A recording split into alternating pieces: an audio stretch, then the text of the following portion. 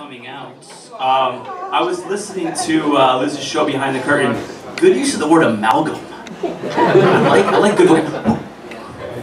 Where's Frank? Who's Frank? Frank.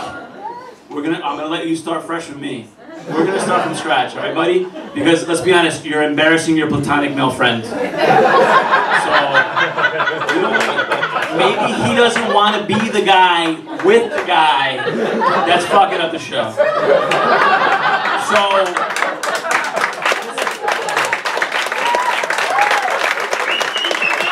Frank, you're with me, baby. I got an uncle named Frank. We don't really get along that well. I'm not gonna hold it against you. We're gonna start fresh. All right. Thank you all for coming.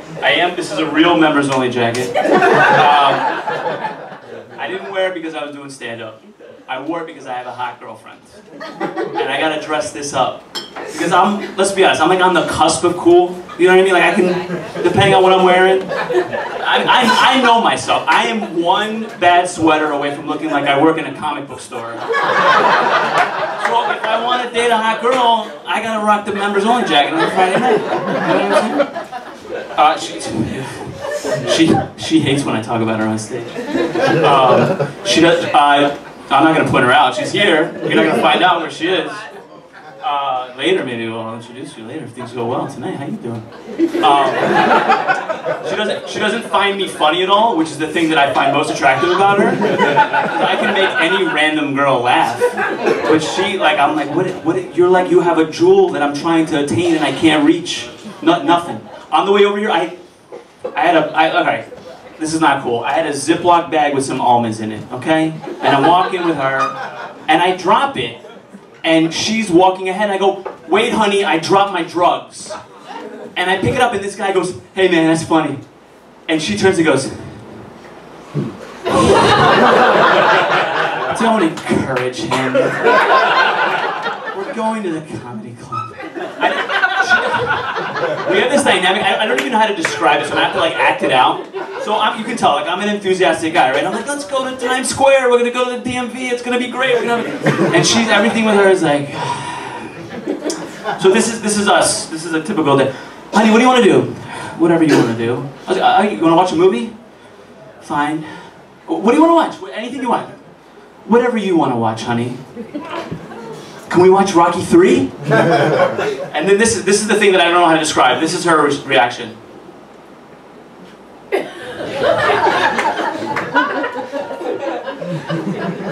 That's it. That's the whole thing. That's the dynamic of our relationship. Dinner, movie. What do you want to eat? Anywhere you want to eat. You want to go Chipotle? I love her. I'm crazy for her. Can't get enough. I know that I look like a Hasidic plumber who got dressed up to go out on a town. I get saluted by Hasidic kids on the Upper East Side. They're like, "Hey!" Oh no. And I'm actually, believe it or not, I'm Italian from Jersey. I'm like, yeah, that's right. Like I grew up like around like Jersey Shore guys like on steroids walking around with no shirts. Like those are my people. But you know, I look like this. So another comedian told me that I looked like a racist with a bachelor's degree. I mean, it made me feel good because it shows that the education shows. But I also kind of look like a hip rabbi. So it's weird to look like a Jew and a white supremacist at the same time. You see my confusion. And to add to the confusion, my girlfriend is black, but she's light-skinned, so she doesn't. No, it's true. I know what you think. You're like, how the fuck did that guy score black there? And I'll tell you how. Mystery. Every guy in New York City is a type. You're Bob Marley's 14th son. And me, you're like, what the hell's that guy's deal? There's something, there must be something attractive about him. Maybe he's rich. Maybe he's rich. He looks like he might be rich. But my girlfriend grew up in Napa, very wealthy. So she's basically like one of the sisters on Fresh Prince of Bel-Air. She is. She's like, we went shopping for, she had to buy Timberlands. She goes into like, this like ghetto ass Foot Locker. She's like, excuse me, miss. I'm going on a hiking excursion in Iceland, and I need to purchase a pair of Timberland boots. The girl's like, But I grew up like middle class in Jersey. My father is from Italy. He's actually from Sicily, and people are like, oh, Sicilian, are you in the mafia? No. But the thing is, there's just something about Sicilians, you know, it's not like a gangster thing, it's not a criminal thing, it's just like a way of being. So like my father would be like, P, your mother and I were going to Fort Lauderdale for the weekend. Keep your mouth shut. Why can't I tell anybody? I had a Mazda 3 hatchback. I love this car. My brother, who's also here tonight, I'm not going to point him out, totaled the car one day. Point him out. I'm not going to point him out. Frank, is that you, Frank? What did I say? My father pulls me aside, he goes, listen, your brother feels like shit. He goes, the car, it's gone. Take it like a man. Am I going to get whacked? What the fuck is happening? Don't get me started on my grandmother, because my grandmother, she's the most gangster person you ever want to meet in your life. She goes, Peter, I'm gonna die, and you still not gonna be married. And you might think that that's innocuous, but after years and years of these passive-aggressive, hurtful statements, I snapped and I was like, Grandma, you know what? I hope you die before I get married. She goes, oh, you and me? We finished. She comes up, she's this tall, but I'm like laying down in a chair. She comes over and she goes, how come you have a hair in your face, you don't have no hair in your head? They make a thing for making your hair grow, I see it on the TV. It's a true, they don't put it on the TV, it's a no true.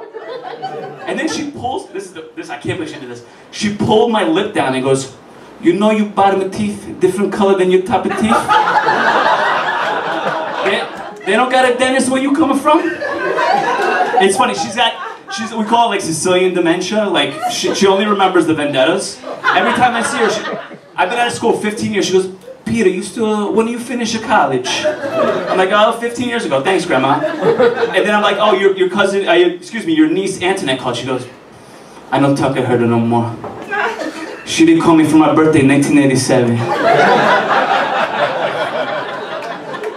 This is a true story. The night of the hurricane, I'm with my grandmother and I'm trying to keep her inside because she decides she wants to go outside in the middle of Hurricane Sandy. I said, Grandma, you can't, there's a storm outside. She goes, I'm much stronger than the wind. You no stop it, Grandma.